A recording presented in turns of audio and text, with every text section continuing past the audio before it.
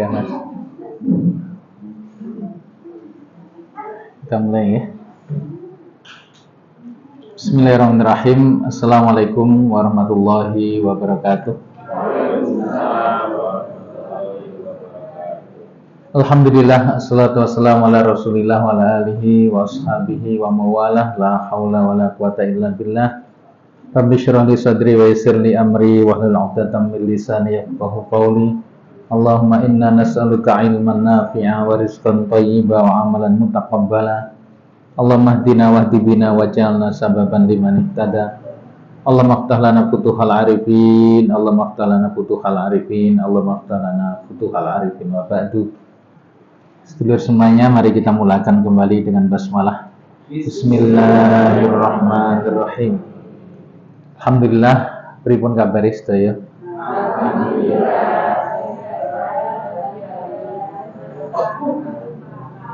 Alhamdulillah, sehat, bahagia, berkah berlimpah. Amin. Kita selalu doakan sedulur kita yang belum hadir, mungkin lagi ada urusan, lagi sakit, juga seluruh anggota keluarga kita semuanya senantiasa tetap dalam lindungan Allah Subhanahu wa taala. Amin ya rabbal alamin. Sudah mencoba bahagia?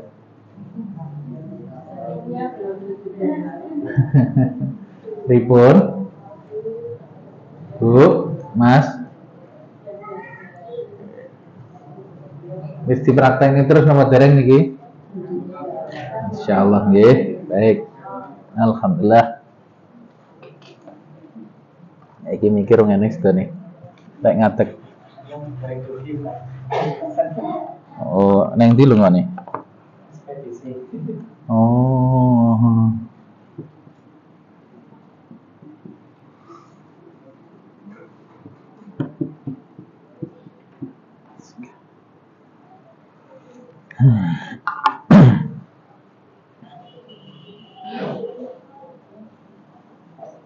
Monggo lenggahe mriki lho Pak, tasik wonten. Ibu ngajeng tasik longgar. Ini pada belum datang atau kok makin ringkes? Apa karena ada kemajuan nih? Ya, alhamdulillah. Monggo depan masih longgar tuh, depan Ibu. Ya.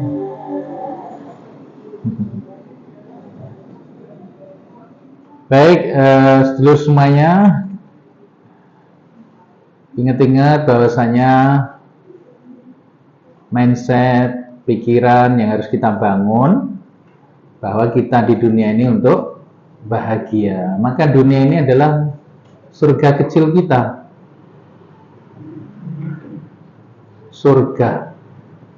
Surga kecil, surga yang masih terbatas masanya, terbatas kenikmatannya, fasilitasnya dan sebagainya. Jangan sampai kita menganggap dunia ini urip ning dunia iki angel abot. Dunia itu tempat cobaan dan seterusnya. Karena kita punya pemikiran seperti itu, maka itu yang terjadi dalam hidup kita. Kita mesti mau berubah, memiliki definisi baru tentang kehidupan dunia ini. Dunia ini adalah surga kita. Maka doa yang diajarkan oleh Allah dalam Al-Quran, Rabbana atina fid dunya hasanah wa fil akhirati hasanah. Hanya bedanya orang-orang yang telah bisa menikmati surga dunia yang terbatas ini nanti, dialah yang akan mendapatkan fasilitas surga yang tanpa batas itu. Kesempurnaan nikmat, waktu yang tanpa ada batasnya, kekal abadi di sana. Maka kalau kita belum bisa memasuki surga dunia, sulit untuk memasuki surga yang di sana. Jadi suasana surgawi itu harus hadir sekarang di dalam kehidupan kita. Ojo dianggap ning dunya iki apa Mas? Penjara, sesuatu yang sulit, abot, itu dijalani. Karena kita punya pemikiran begitu, itu pula yang terjadi. Sekarang ayo kita ubah. Bahwa Allah Subhanahu wa taala menyiapkan semua fasilitas sing koyong ini akeh, dengan kesempurnaan penciptaan diri kita yang cocok sekali dengan keadaan di mana kita sekarang ada. Apa ini kalau bukan surga? Nah, dimaknai seperti itu.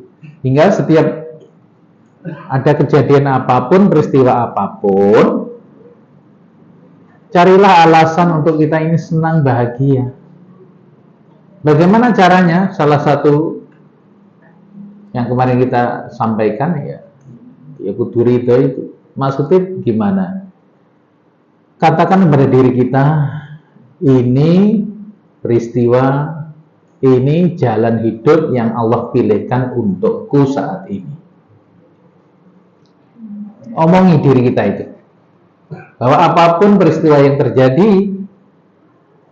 pada hidup kita masing-masing, omongi diri kita ini jalan hidup, rute kehidupan, ya takdir yang telah Allah pilihkan untukku. Kita itu begitu yakin, percaya akan Google Map, ya toh, neng kita ngikut aja. Kita yakin kalau ngikuti Google Map itu akan sampai pada tujuannya. Ya 1-2 kali terjadi error ya. Ini adalah petunjuk dari langit, petunjuk Allah Subhanahu wa taala. Tidak ada yang pernah keliru. Jadi kadang-kadang kita mengalami gelombang, pasang, surut, ya toh, jalan tanjakan, terjal, ikuti saja, nikmati, ya, jalani, ya toh, jalani rute takdir kita itu. Nikmati, wis keadaan apapun dinikmati. Omongi diri kita, ini jalan yang Allah pilihkan untukku, mesti yang terbaik. Apapun yang kita peroleh dalam perjalanan itu, syukuri. Tidak pernah Allah menyanyiakan, apalagi kita senantiasa bersujud kepadanya, bermohon kepadanya, mohon petunjuk padanya. Maka orang-orang yang masih mengkhawatirkan kehidupannya esok hari, itu tanda orang yang berburuk sangka kepada Allah.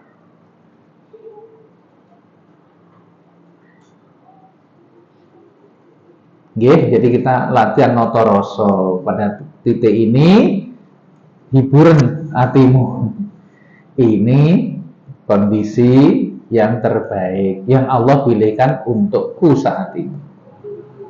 Mari jalani lah.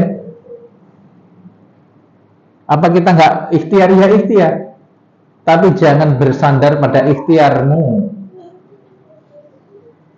Menurut orang yang bersandar pada amalnya, pada kerjanya, pada pada dirinya sendiri, mesti dia akan kecewa, lelah, dan seringkali tidak terjadi seperti yang diinginkannya.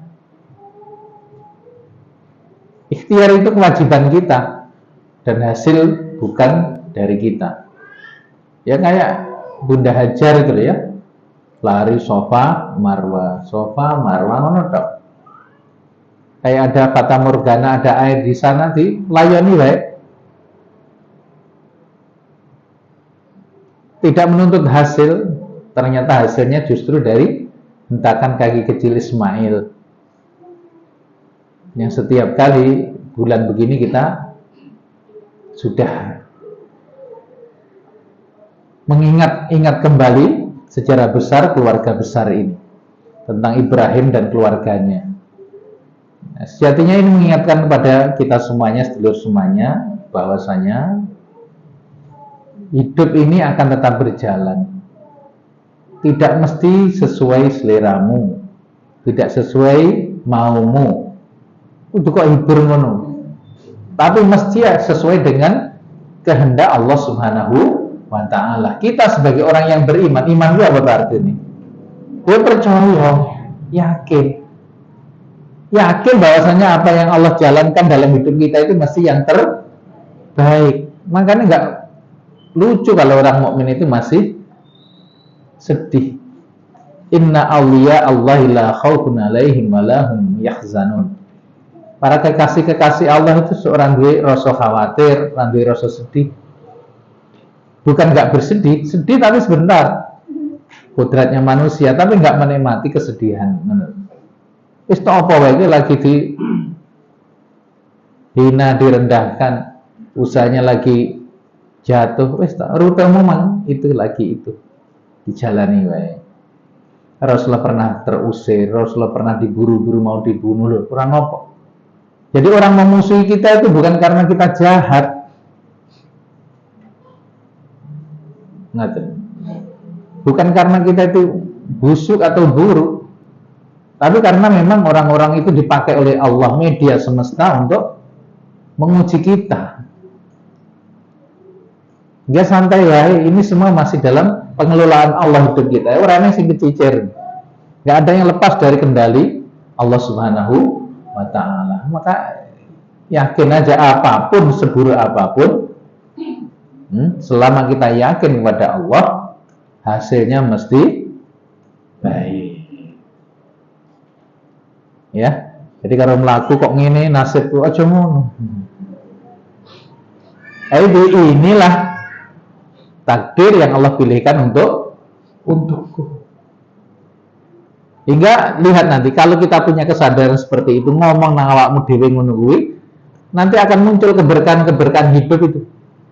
Allah akan beri kebaikan demi kebaikan yang tidak pernah kita duga-duga.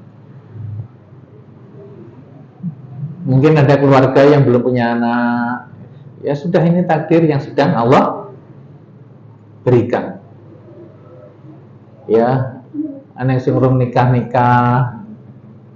santai wae. Wong itu sudah tertulis di Lauhul Mahfuz, kamu akan makan dengan suamimu di rumah mana, apa jenis makanannya, apa jenis minumannya, itu sudah semuanya tertakdir dan tertakar. Kok saiki urung teko, yo santai wae. Nduk kok urung rabi, kanca-kancamu wis rabi. Iya lho yo, kae kancaku ya wis mati, ibu ora takok aku urung mati. Rabi pati kan padha rezeki. Maka jangan pernah menanyakan hal seperti itu. Memang saya sedang menunggu, Allah sedang pilihkan yang terbaik. Kok orang teko-teko ya sabar atau sabar menunggu ketetapan Allah itu pahalanya juga besar. Ya ini sing rada perlu latihan terus-menerus niki lho Bu, Pak. Kalau hidup kita itu berjalan seperti itu, rasanya enak. Gundah sebentar hilang. Terus begitu. Iki yang Allah pilihkan untukku, mesti yang terbaik. Senajan kowe dipuwendali bojomu pas saat itu, dimarah-marahi teman, dimarah-marahi atasanmu atau apalah misalnya, sudah itu yang terbaik. Kenapa? Nggak tahu kita. Untuk sesuatu apa kita yang nggak tahu. Kenapa kok Anda sedang dipersiapkan untuk menerima kondisi seperti itu? Berbaik sangka saja pada Allah. Kenapa Nabi Yusuf dibuang nang sumur barang ngono kae? Nek dipikir-pikir, ya. Apa ayahnya Nabi Yakub ya tidak ngerti, kemudian dibawa ke Mesir, dijual sebagai budak dengan harga yang murah. Dalam semua rangkaian kisah Nabi Yusuf itu sang ayah itu ngerti jane nasibnya anak gue. Nengo Nabi ora roh. Tapi kenapa beliau harus sampai menangis menunggu bertahun-tahun sampai berjumpa lagi dengan Yusuf dan Benyamin itu? Itulah kehidupan. Menunggu lama untuk terjadi peristiwa yang diinginkannya, doa-doanya. Kenapa? Karena skenario itu Allah yang membuat. Makanya ayo teman-teman semuanya, saiki sing cek loro ati, gelo, kecewa, wis toh, masalahmu rantai entek. Jawabannya sitok kuwi urung trimo, urung legowo. Ya toh. Kalau Anda sudah bisa menerima kenyataan itu, keadaan itu, sudah Allah lah nanti yang akan bertindak selanjutnya. Yang kira duwe anak ujuk-ujuk bisa duwe anak. Bicarane macam-macam Gusti Allah lek ngatur ya toh. Rapine bojone anake 5. Ngono kuwi eneng. Hah? Nah, yang ngono kuwi eneng. Tidak harus begitu. Eneng wae carane dan nggak pernah terpikirkan oleh kita. Jadi diling-iling lek masalah kita itu rung tentek belum pembulet ning kono wae masalah mungkin. Sitok lho masalah. Anda belum menerima kenyataan itu, keadaan itu dengan ridho, dengan legowo. Segera katakanlah, ya Allah, aku terima keadaanku ini dengan ridho, ya Allah. Nah, ini ada kaitannya dengan ilmu kali ini. Ibda binafsik. Mulailah dari dirimu sendiri. Sebagaimana sejak awal kita jelaskan bahwasanya kehidupan di dunia ini kehidupan yang mengantarkan kita untuk selalu bahagia dengan mensyukuri nikmat Allah apapun keadaannya. Kita sering mendapati kondisi sosial kita, masyarakat, bahkan mungkin kondisi keluarga kita sendiri belum sesuai yang kita inginkan, belum sesuai. Masjid-masjid kita, musola kita, ya kan, sekolah-sekolah, pondok-pondok belum sesuai dengan sing kita angen-angenkan. Tentu kita semuanya ingin berubah, ingin apa nggih? Berubah.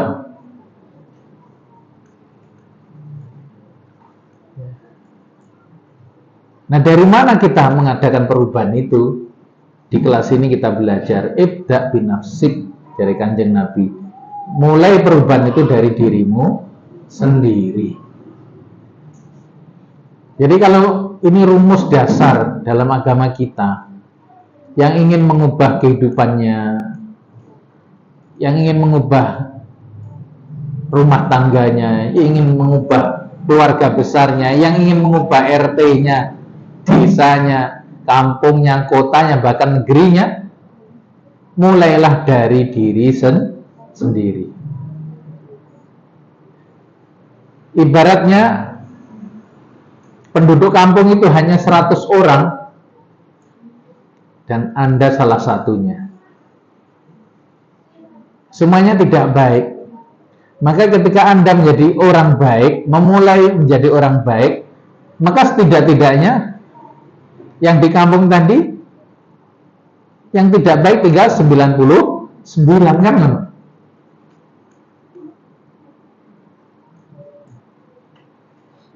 Kalau 10 orang terperosok ke dalam jurang semuanya, ya iso kabeh diselametke. Ya ora iso sak ora-orane awakmu selamat satu minimal. Engko iso ngerek siji, tapi satu dulu yang selamat. Nggak bisa kita memulai itu dari luar diri kita. Maka dari sini teman-teman semuanya, bismillahirrahmanirrahim, mengawali materi ibda binafsik ini, kita mesti belajar untuk merubah segalanya dari diri sendiri. Maka di sana ada pantangannya. Pantangan yang pertama adalah jangan mengharap orang lain berubah.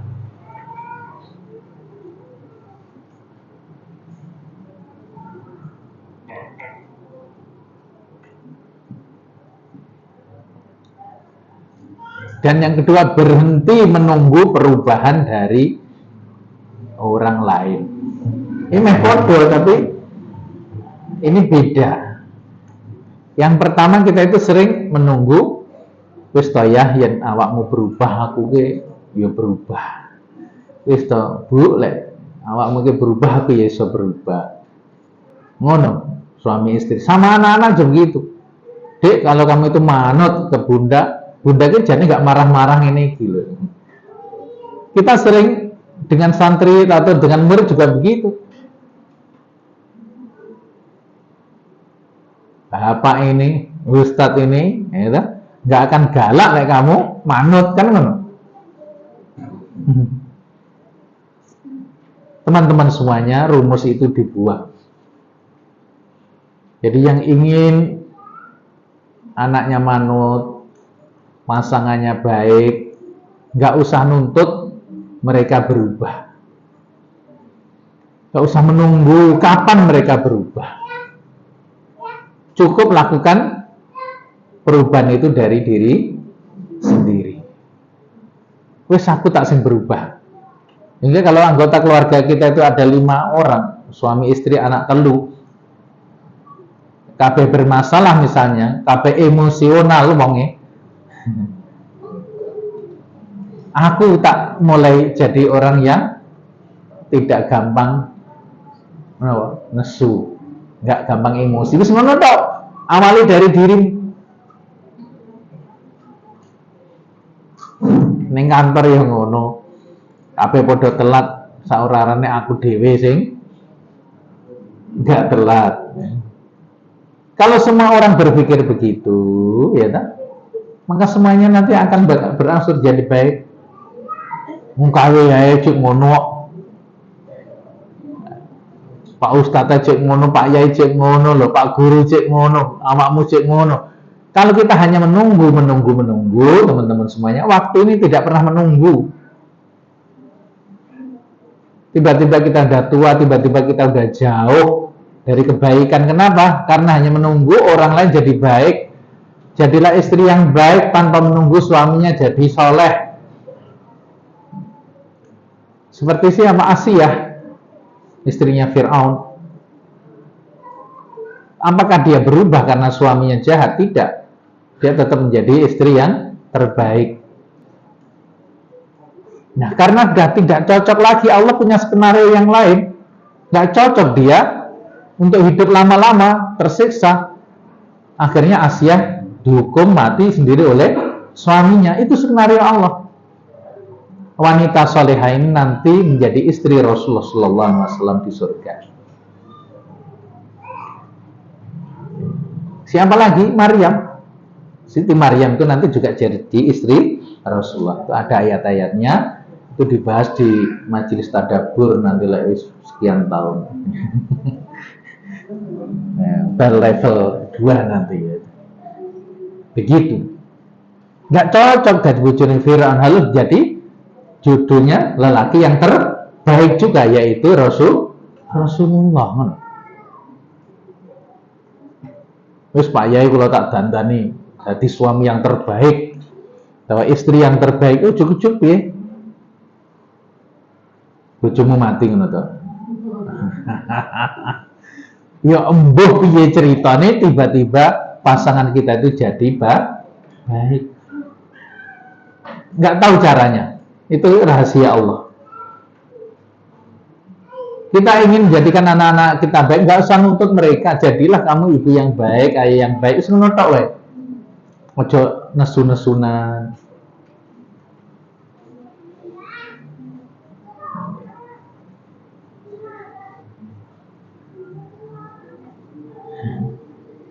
Lek omong nesu kok kabeh padha menengi nyapa to jenenge. Ini lagi apa ini panas, tenang kan? Seringkali kita itu menilai orang lain yang keliru. Ya. Seperti saya sering ceritakan, kalau di SDK ada keluarga muda yang baru tinggal di apartemen. Ya, ini tetangga yang tinggal lebih lama itu selalu ngomong kepada suaminya itu, ya tetangga kita itu kayaknya keluarga muda. Masa nyuci baju aja kotor terus begitu. Nah, dia melihat dari jendela apartemennya itu, apa nih, tonggone ini lagi nyuci atau resik. Itu ya, besok lagi begitu lagi, nggak bisa resik deh. pada hari yang ketiga. Nah, ini. Sekarang dia mungkin udah belajar ya itu ya.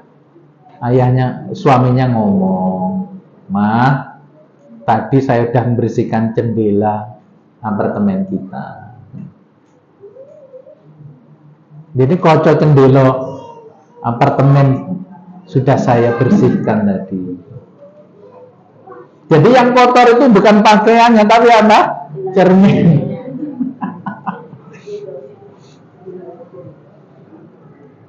Kita itu sering menilai orang lain tidak baik, tidak benar, padahal sing budeke pancen ya atimu dhewe. Kita itu bisa menilai apakah saya ini memiliki hati yang sehat, hati yang bersih atau tidak, sederhana.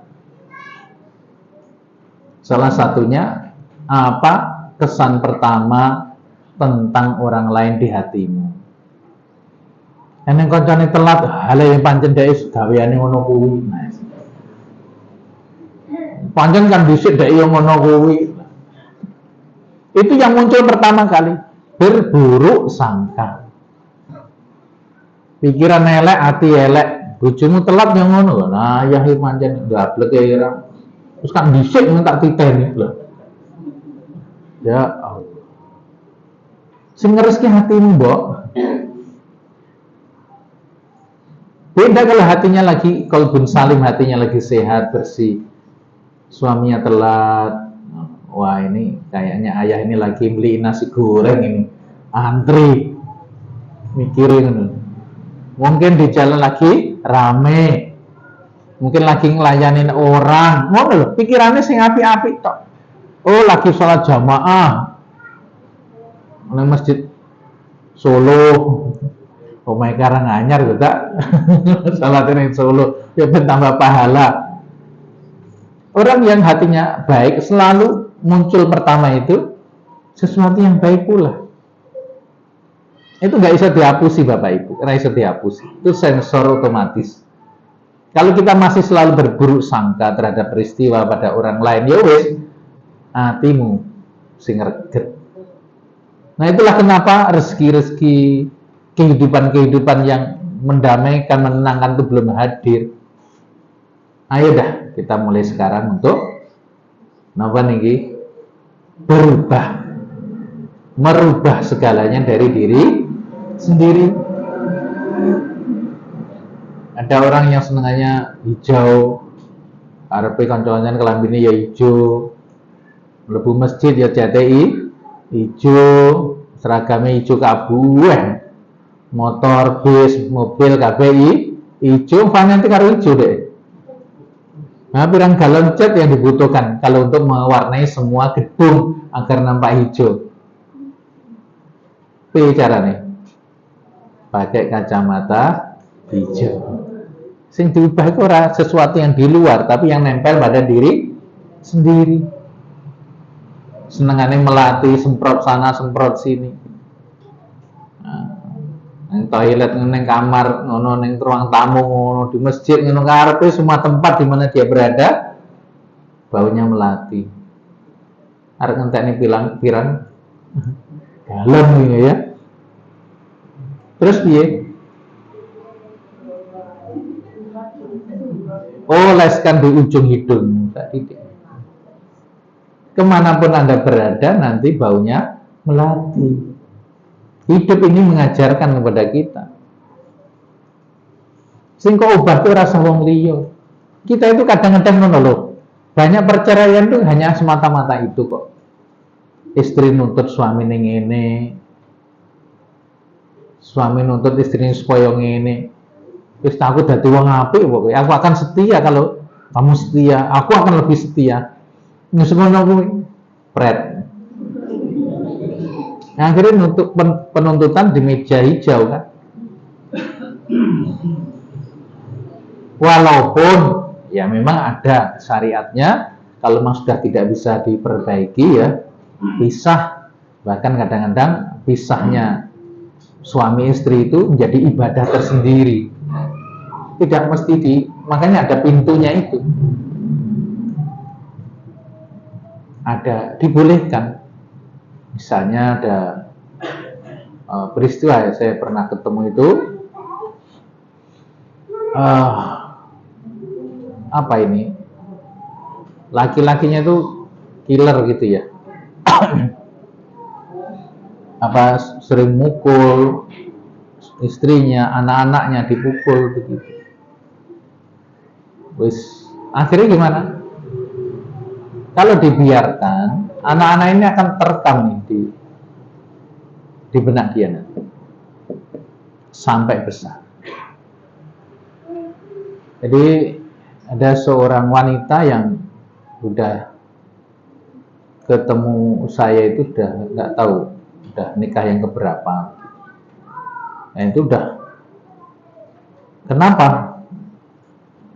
Dia selalu diperlakukan dengan cara yang sadis oleh suaminya.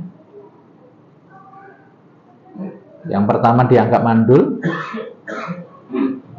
ya, dipukuli, gak kuat deh, nikah dengan yang satunya lagi, orang pelayaran.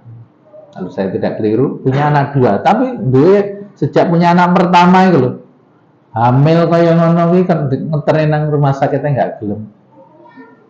Sudah berdarah di rumahnya nggak mau keluar, nggak mau nolong. Akhirnya tukang becak yang nolong. Untuk 2 kelahirannya sama seperti itu. Ngono jadi dipaksa kan nyambut gawe. Luar biasa dia. Terus nggak kuat, kemudian konsul, dan saya sampaikan, kok sampai ada keadaan itu berulang, mesti ada sesuatu dahulu. Dia Pak Yai, sejak kecil ibu saya itu dipukul oleh ayah. Saya merekam dengan baik. Kadang-kadang didoni di wajah. Padahal sama-sama ASN ini. Tapi sang ayah nggak pernah ngasih nafkah ke ibu, apalagi ke anaknya. Ini ngopeni dulure sing lanang gimana. Sampai ibu punya apa usaha yang nanti diteruskan oleh anak wedok gitu. Apa yang terjadi teman-teman semuanya? Jadi terekam setiap saat, hampir setiap hari lah. Itu anak tadi melihat bagaimana perlakuan ayah pada ibunya. Maka ada kebencian di dalam hatinya kepada lelaki. Sosok suami sing gelem molo ngono kuwi. Ya enggak menafkahi ngono kuwi. Nah, apa yang terekam itulah sebagai radar untuk memanggil yang sejenis. Nah, itu rahasia. Makanya hati-hati lah, geteng nyanding ya, dia itu benci sama sosok lelaki, tapi itu ada pada dirinya. Sosok lelaki yang sering mukuli, nggak ngasih nafkah itu muncul. Nanti di pertemuan keberapa itu ada apa? Ada jawabannya ya. Singkatnya begitu, akhirnya apa teman-teman semuanya? Gambaran yang seperti itu mengundang Mas, sosok yang dibenci tadi itu ya hadir lagi dalam hidupnya. Akhirnya lelaki itu datang untuk memukuli dia, juga nggak ngasih nafkah. Jadi kalau ada misalnya dari jamaah ini yang nasibnya setragis itu, iling-ilingin. Mungkin dulu ketika masih kecil, remaja, Anda menyaksikan hal seperti itu. Nah, kalau pengen berhenti, bagaimana pola itu diputus? Terus putus itu, ya wes, ojo sampai anakku kok jadi korban, jadi besar, dia memperlakukan pasangannya atau dia diperlakukan oleh pasangannya seperti itu lagi. Ya, kadang-kadang wanita lek kadang tresno ya piye. Terlanjur cinta Pak Yai. Atau yang kedua, wah, saya mikir anak-anak. Justru lek kowe mikir anak ngono kuwi carane. Dan bebasno dia dari keteladanan yang keliru. Saya tidak menganjurkan jenengan cerai ya? Tidak. Tapi saya hanya menganjurkan, pikirkan nasib ya anak-anak ketika nanti dia membesar dengan terus merekam peristiwa-peristiwa yang tidak baik itu. Ini Anda bisa menetralisir hebat. Makanya ibu-ibu kalau mendapat perlakuan tidak baik dari suaminya, misalnya ya anak-anakmu wis gede aja diceritain nang anak wedokmu. Jangan ceritakan ke anak-anak, cerita pada Allah saja. Kenapa? Akhirnya sang anak nanti menanam kebencian kepada ayahnya. Ingat, ada rumus kalau seorang anak perempuan bermasalah dengan ayahnya, maka akan sulit jodohnya. Itu salah satunya. Uripe dadi ra menak lah ngono tok. Kok ngono? Ya ngono kuwi pancen kok. Perbaiki dulu itu. Ya, lain kali itu ada tempat kita membahas tema tersendiri. Jadi, teman-teman semuanya, kalau kita ingin kehidupan kita ini dalam kehidupan diri kita, keluarga kita, masyarakat kita jadi baik, ora sah ngenteni pemerintahane berubah. Ora usah ngenteni bupatine berubah, lurahe berubah, takmire berubah. Cukup berubahlah. Siapa? Dirimu sendiri. Makanya dengan pengertian ini teman-teman semuanya, tidak ada orang jahat. Ora eneng wong nakal, ora eneng wong ora apik di sekitar kita itu. Kabeh wong apik.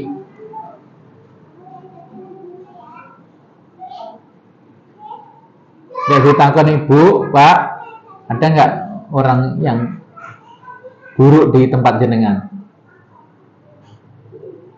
Jawaban? Ya dadi murid kok jawab lho, salah apa-apa gini belajar. Di tempat jenengan ada orang yang buruk nggak? Ada ya. Adakah yang lebih buruk dari dirimu? Nah, lho. Aneh Pak ya wis. Lek jawabanmu eneng berarti kowe sing paling elek. Memang begitu. Makanya kalau saya masuk suatu kampung, suatu daerah yang baru, kemudian diminta ngisi atau apa, saya tanya itu pada tokohnya, pripun Pak teng daerah mriki? Waduh, Pak Yai mriki wis wong angel ruwet. Angel diatur pokoknya. Nah, saya ngerti, inilah orang paling jahat di tempat itu. Itu ilmu ini hadis yang ngono kuwi, Pak. Ya pengen ngerti wong jahat wong iki lho. Tapi kalau saya masuk suatu tempat yang baru, saya tanya, gimana Pak masyarakat ini? Masya Allah Pak Ustadz, alhamdulillah masyarakat sini itu rukun-rukun, baik-baik, sholat jamaah Pak ya. Jadi mau loro sing jamaah. Tapi dia mendeskripsikan bahwasanya masyarakatnya baik. Ya belum sholat jamaah senajan loro kan harus mewakili. Wah, iki wong apik. Kalau seperti itu maka kampung itu bisa ditandai, bisa diperbaiki. Tapi kalau udah tokohnya, pimpinannya udah ngomong elek, wis angel wis. Begitu pula kalau kita itu mau tahu konco sing kok jak ngomong wong apik apa wong elek gampang.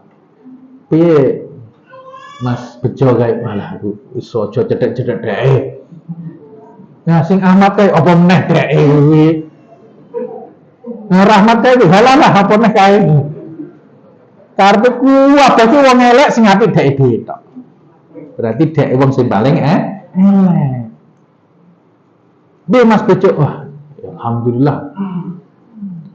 Cek kekancan apik karo lu jarene wong kok ngene-ngene. Alah kan mung jarene. Ya kan? Nah si Ahmad jarene ngene-ngene. Alah mung jarene ora kok. Nah, bertemanlah dengan orang yang seperti itu. Wong apik ngono. Nah wong ngono kuwi angel. 1001. Bila sulit dan tidak ada di tempatmu, maka jadilah kamu salah satunya. Latihan gitu, latihan. Ditangkon, padahal kita ngerti wong iki pancen ora apik, tapi rasa kok omongi baik kok dia. Pencuri ini apik bae Pak.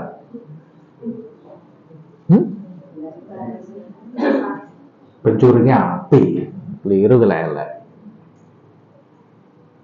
Dia itu sayang pada keluarganya. Apik loh, apik nang keluargane ngono. Lan dungane ya apik ben wong iki sugih. Lek sugih dicupuk kan.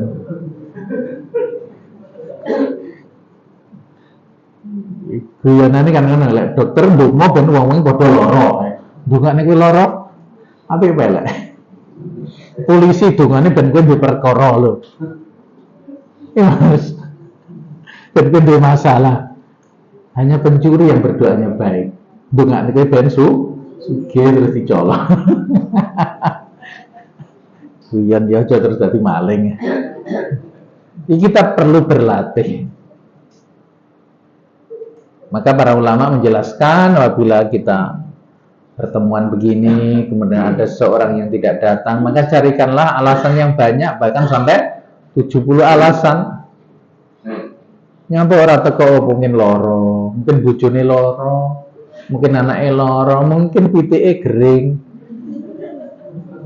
Mungkin apa terus tidak mesti itu betul-betul 70, yang penting akeh. Terakhir katakan, oh mungkin dia duwe alasan. Kuwi lho sing nggak mudah itu. Kita tuh bisanya langsung menghakimi. Pancen meler kok bocah-bocah dhisik ngono kuwi. Langsung ngono kowe ngecap wong ngono kuwi. Wis tok urusan ngecap itu bukan hak kita, itu hak Allah. Hak Allah. Nggih, latihan sekarang teman-teman semuanya pribot. Jangan menunggu perubahan dari orang lain. Yang berubah sinten? Diri kita sendiri. Masya Allah.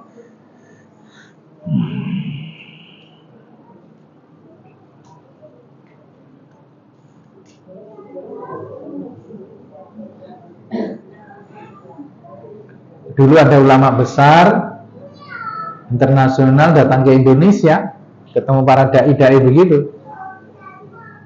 Tentu ditanya apa cita-cita kalian? Wah, kita akan memimpin dunia dengan Islam, rahmatan lil alamin. Wah, macam-macam alasannya. Diguyu sama beliau. Nah, yang ngatur sendal merah iso. Kok mau mengatur dunia? Maka setelah itu ada gerakan sendal diatur rapi di masjid-masjid. Padha ngadepe ngono. Itu berkah kedatangan orang besar tersebut. Yang pernah dipenjara sampai berapa puluh tahun dekem tok ini. Luar biasa beliau. Menyebabkan perubahan noto sendal se-Indonesia. Tidak hanya di Indonesia, di banyak negara kala itu. Nah, coba wujudkan perubahan itu pada diri sendiri. Noto sendal bermangan. Ya mas. Isa-isa dewe. Brak-bruk. Gitu. Kemarin setelah bangun tidur lipat selimut. Iya kan? Hal-hal yang bersifat yang berhubungan diri kita sendiri. Gak usah nunggu iki kok eneng di meja ini gak rapi, rapikan aja. Gak usah bengak-bengok. Iya kan? Nyeluk bojone, nyeluk anake le. Lakukan aja yang bisa kita lakukan. Mulai semua itu dari diri sendiri. Kabeh orang rapi rapopo, tapi saya rapi. Kalau makan dalam walimah misalnya, ya toh, kabeh rantek, kontek nih. Ngambil es, ngambil nasi, sak lauknya, terus rantek. Bukan sengaja nggak habis, sengaja nggak dihabiskan, dikerem geragas. Keliru kowe ngono kuwi. Wong itu kancane setan jare ngono kuwi. Kan mubazir lho. Ngebadari temannya setan ben wong ngomong apa wae tapi saya tidak jupuk ya bertanggung jawab tak entek nih. Mulai dari diri sendiri. Lampu kuning nih kira-kira lampu kuning maring di tengah ini langsung abang itu cepet-cepet apa mandek. Iya kan? Ya sudah berhenti aja. Walaupun orang lain tidak patuh, coba patuh. Mulai itu dari diri sendiri. Mulai tidak membuang sampah di sembarangan. Lamun titik wae. Semula itu memang dari sedikit itu kok. Tertibkan hidup kita masing-masing. Rasa nunggu bojo, rasa nunggu pembantu, rasa nunggu anak, rasa nunggu sopo-sopo. Saya tak ngubah. Apa pada emosi aku tak nggak emosi.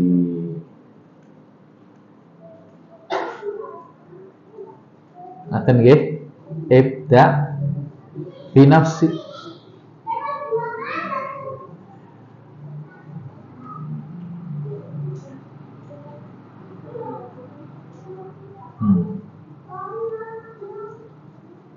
Nah gitu.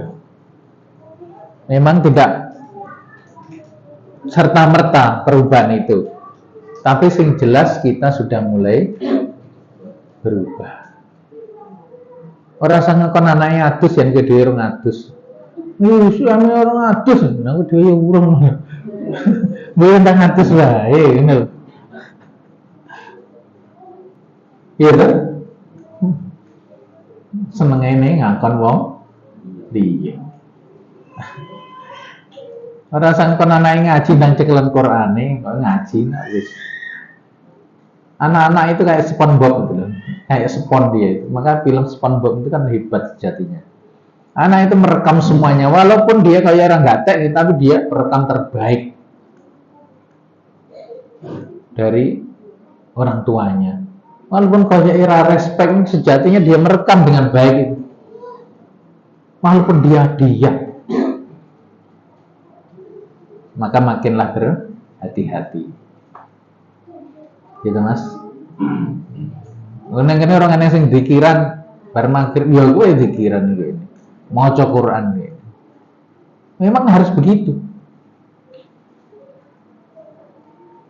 Dimulai dari diri kita sendiri. Untuk tertib, untuk apa? Termasuk untuk senyum, bahagia. Apa keluarga mungkin merengut, ya senyum.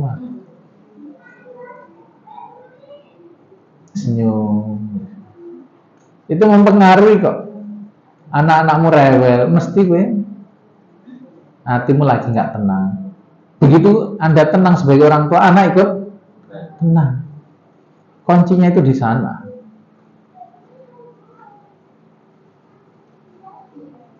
Ada pertanyaan? Materi ini gampang kok Niki. Tampil ya. Kenapa Bu?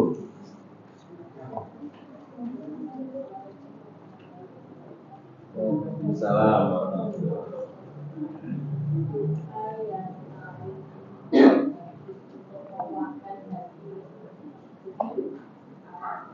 Doa untuk menguatkan hatinya siapa ini?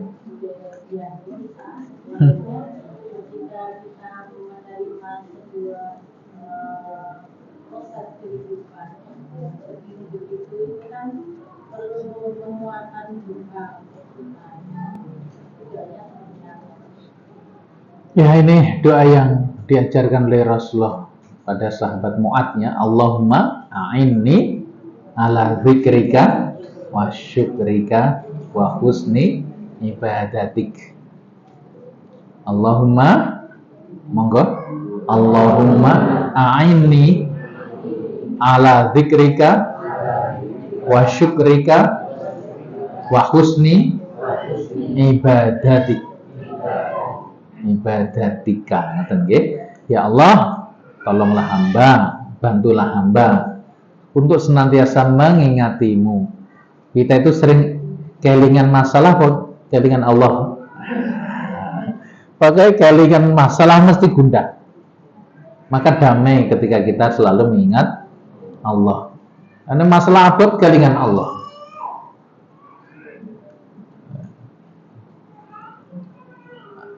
Ala dzikrika wa syukrika, dan bersyukur. Minta tolong kepada Allah agar menjadi hamba yang bersyukur. Jela ento. Awake diberi pat loro, duwe kuping loro, duwe tangan, duwe sikil komplit. Apa enggak disyukuri ngono kuwi? Ada orang lain ya kayak Putri Aryani, penglihatannya terbatas karena dia bersyukur dengan apa yang Allah berikan padanya. Lihat anugerahnya diberikan, suaranya indah untuk sholawat, untuk ngaji, untuk nyanyi, bahkan jarine untuk duit 7 triliun gitu kerupuk nendahane ya. Sak ruangnya cukup gitu. Untuk mensyukuri ada Fujifik, siapa itu? Yang tidak punya tangan, tidak punya kaki, tapi motivator hebat. Awake masih beruntung. Jadi kalau kita itu mulai gundah sedih itu sebabnya yang mau sitok memang kurang apa? Kurang syukur. Kelebihan ayo lambe turah. Sing turah mau lambe netok. Wa husni ibadati, akhirnya dari syukur tadi kita membaguskan ibadah kita. Ya memang ibadah itu landasannya karena rasa syukur. Nah, bahkan para ulama menjelaskan hendaknya doa ini dibaca setiap habis sholat. Habis sholat itu ada dua. Habis sholat ketika sebelum salam atau setelah salam. Kedua-duanya boleh. Jadi saurunge salam ini jadikan doa. Tapi ojo diterjemah nih. Tetap pakai teks aslinya. Allahumma a'inni ala dzikrika wa syukrika wa husni ibadatik. Jadi lek wis lali yo bar salat, lek kelingan saurunge salah. Karena memang waktu paling top untuk berdoa itu ketika kita sedang sholat. Ada yang lain?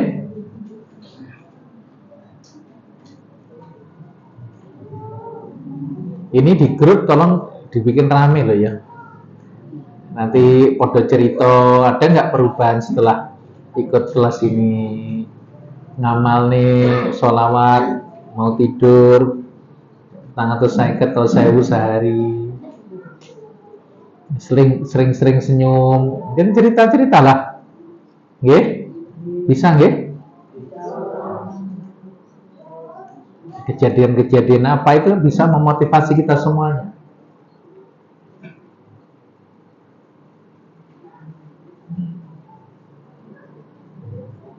Cukup? Nggih, Bu, monggo. Waalaikumsalam.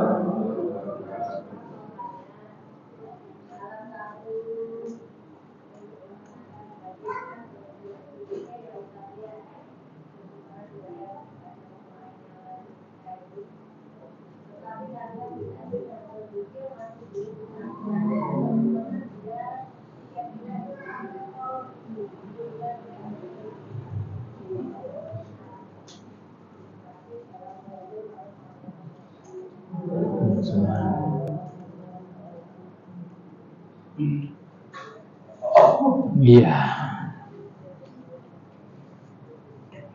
Ya pancen gawe kopi ku sing enak. Kopine sak sendok ya.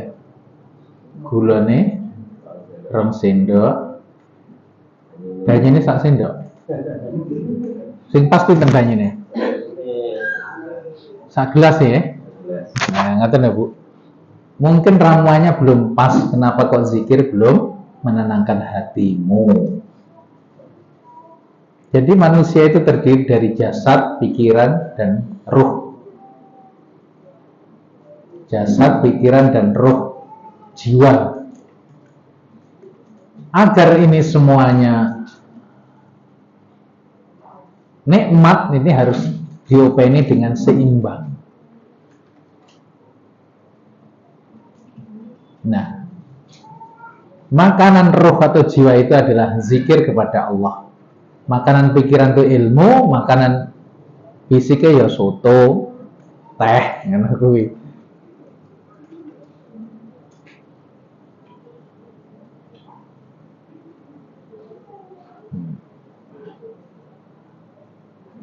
Maka kopi itu bisa diumpamakan seperti fisik, gulanya itu adalah pikiran tadi itu, yang terakhir airnya. Air itu adalah rohani kita. Maka proporsinya oke sing ndi? Airnya harus lebih banyak dari yang lainnya. Orang itu masih gundang karena mesti pikirannya lebih dominan daripada zikirnya. Nah itu latihannya yang kuno kuwi. Bagaimana membuat pikiran kita itu nggak dominan, ini ngopo pikir, ini ngopo pikir, sampai ngendeng, iso gendeng, iso loro, iso stroke, macam-macam. Kenapa? Buat rasanya apa? Sing nyonggo pikiran menungso itu terbatas. Beda dengan kalbu, seluas 7 samudra, bahkan lebih kata Rasulullah. Piye carane? Nah itu ya, sekali lagi, makanya latihan-latihan sementara ini, bacalah sholawat dulu, ngono-ngono bisa ya. Yang penting teman-teman semuanya, takaran hidup ini paling oke porsinya untuk air. Air itu adalah ruh, kehidupan rohanimu. Maka nanti ada cara bagaimana agar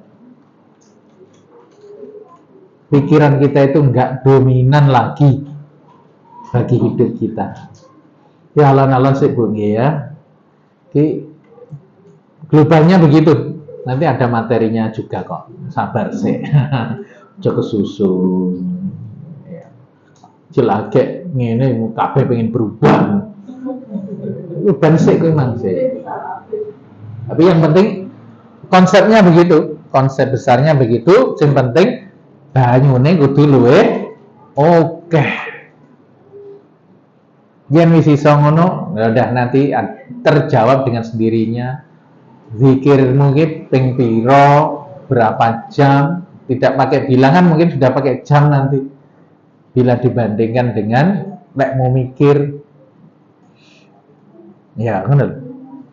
Makanya Rasulullah selalu mesankan lisanmu basahi selalu dengan zikrullah. Iya, itu rahasia. Insya Allah ngeten nggih Bu, latihan. Dilatih wae. Engko suwi-suwi ra ya anu dhewe. Manggon dhewe. Zikir itu obat. Kok orang cocok ya berarti ditelateni wae. Ditelateni wae. Coba sesekali, ya, tipnya begini, sesekali duduk yang tenang, baca wirid, terserah sholawat, istighfar, atau terutama kalau untuk menenangkan hati, baca tasbih subhanallah, sampai otak mungkin kesel. Jadi suara mikir liya-liya loh, sing kok pikir bacaanmu terus. Ora mikir tanggungan, ora mikir utang, ora mikir masalah, wis ngono. Sampai apa nih? Yang kita ingat tuh hanya apa yang kita ucapkan itu toh. Nah, itu latihannya ngono. Nek kowe pikir cek kelingan macam-macam, berarti cek dominan tuh pikirmu. Makanya nanti targetnya tidak lagi pakai jumlah, walaupun kalau riyadhah memang kadang 10.000 atau berapa, ya setidaknya sekarang jam wae, jam coba. Ya kan? Wiritan saja. Ben kuat lidahnya taruh di atas. Jadi ilat ujung lidah itu ditempel di atas. Bernapas tetap pakai hidung. Iya. Coba. Energinya besar sekali. Orang-orang kalau mau tawaf, sa'i atau berlari, itu ilmunya. Lidah di atas. Wes, itu bisa kuat 3 jam dengan lingguh. Sampai nanti pikiran itu jadi melemah dengan sendirinya. Nah itu latihan. Itu jadi materi tazkirah kayak gini. Isra ya teman-teman semuanya. Yang penting monggo, mungkin yang keluarga kita belum banyak yang mengisi hari-harinya dengan zikir. Yo wis tak awali ngono wae. Nyapa kok jek urung tenang atimu sebab kowe jek angen-angen. Kapan yo bojoku gelem kaya aku? Kapan yo anakku gelem kaya aku? Jek ngono kuwi. Masih menunggu mereka berubah. Masih berharap mereka berubah. Hentikan semua harapan-harapan pada perubahan orang lain itu. Fokus sekarang ya di tahap ini, fokus aku wae sing tak berubah. Ada ya? Insyaallah. Setelah lagi itu, silakan nanti diramaikan grupnya. Yang penting di grup tetap kita yang dibahas tentang SDK. Ojo usah nge-share materi-materi sing kok ngendi-ngendi. Lek ndek materi kok ngendi-ngendi share ning grupmu dhewe-dhewe. Ora usah dilebok ning kene kabeh malah bingung kowe. Ya toh? Kita ingin fokus di sini karena di SDK ini materinya yang abjadnya A, B, C, D-nya sudah disusun sedemikian rupa supaya nanti tidak konslet ya. Nah, noto bangunan ini jelas dari mana dan dari mana. Dan insya Allah pekan yang akan datang kita akan membahas materi tentang memulainya ini dari mana. Tadi kan dari diri sendiri, tapi songkong ngendine. Nah, insya Allah gitu ya. Wallahu a'lam bishawab. Assalamualaikum warahmatullahi wabarakatuh.